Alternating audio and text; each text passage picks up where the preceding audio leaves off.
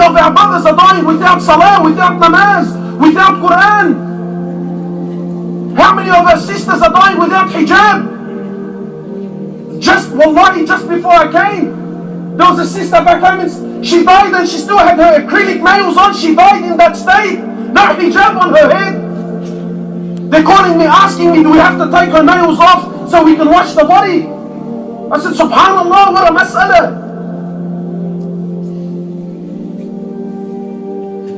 Why have we been fooled to think we're going to live a long life?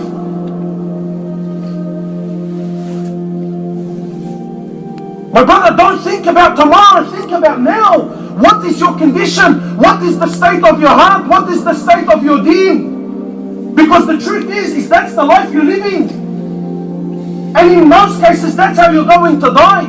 I'm telling you of a man I know personally, this back home in Sydney, someone I know personally. You know, I'm sure most of you watched this video that I did with Ali Bennett, yeah? I'm sure most of you watched it, and wow, mashallah, Allahu Akbar, it's such a nice video. Fine, whatever, put that aside. I'm sure most of you here think, brother, that if I got cancer, if doctors told me that I had cancer, forget it, bro. I would shut shop, I would leave my work, I would leave my business, and I would spend the rest of my life in ibadah. Nonsense! You're a liar, man! You're a liar! If you're not doing that now, what makes you think you're going to do that then? One of the brothers back home in Sydney, what was supposed to be a blood test, his hand went a bit numb. Young, he was maybe about 38 years old. Never prayed in his life. Like most of us really in truth. You know, Muslim by name and mashallah, comes from a Muslim home. But never really prayed. Too busy, subhanallah. Got other things to do. What was supposed to be a simple blood test, doctors called him back and said to him, come back, man. What's wrong? Brother, you got cancer. What are you talking about? Me? Yes, you was in a state of denial. Anyway, by the end, he was finally convinced when he had a minor stroke. Now, khalas, so now he believes it. So naturally, what do you think he would do? You would pull up, yeah? You'd start doing what you got to do.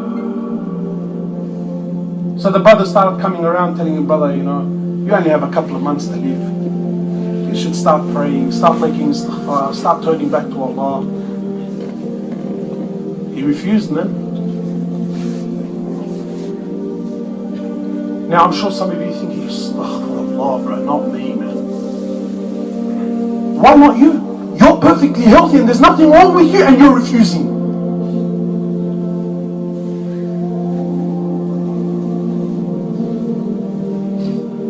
And so the brothers around him said, brother, you only have a couple of months. Look how shaitan works. When you and I hear that the brother's got cancer, we all start feeling what?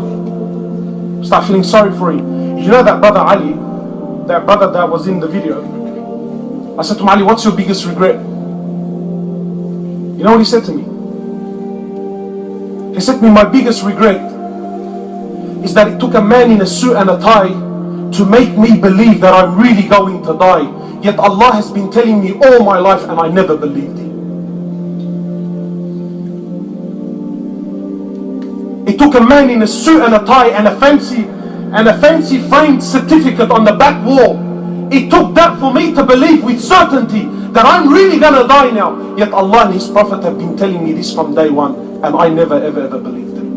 He said, that's my regret. I have to stand before Allah with that sort of faith in my heart. So this brother now, he's 38 years old. He's only been given a couple of months.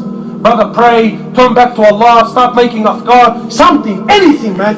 Anything, just don't die like this. He refused. In the months that he was given, you know what happened? His brother that was perfectly healthy died before him.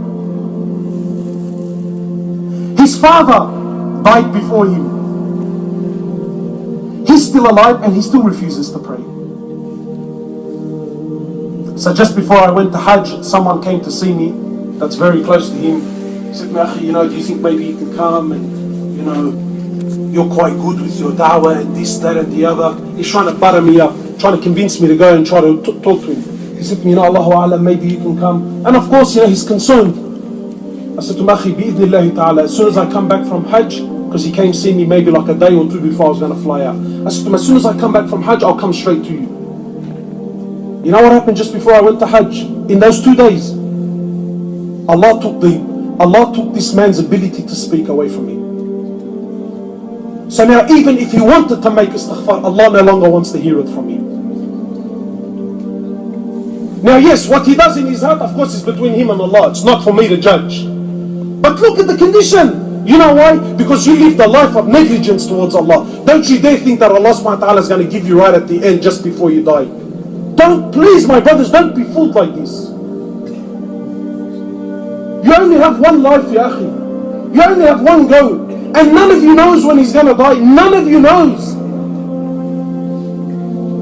The Prophet of Allah, when he grabbed Abdullah ibn Umar radiallahu ta'ala anhuma, in the Sahih Hadith, he says he grabbed him by his shoulders and he says to him, young man, كن في الدنيا كأنك غريب أو عابر السبيل.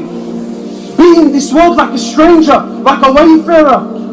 Look at the advice of your Prophet sallallahu alaihi wasallam. He's telling Abdullah, be in this world like a stranger, like a wayfarer. You know what that means? Why is it that the words of Rasulullah, they're no longer enough for you and I? What's the Prophet saying? What's your Habib saying? Maybe I'm an extremist. Maybe you think, man, this guy's cracked. I don't know what crack he's smoking. Yeah, but you know, this sort of Islam doesn't fit well with me. Fine. I'm telling you, your Prophet is saying in the Sahih Hadith, be in this world like a stranger, like a wayfarer, like a traveler. Honestly, do you feel like a stranger here?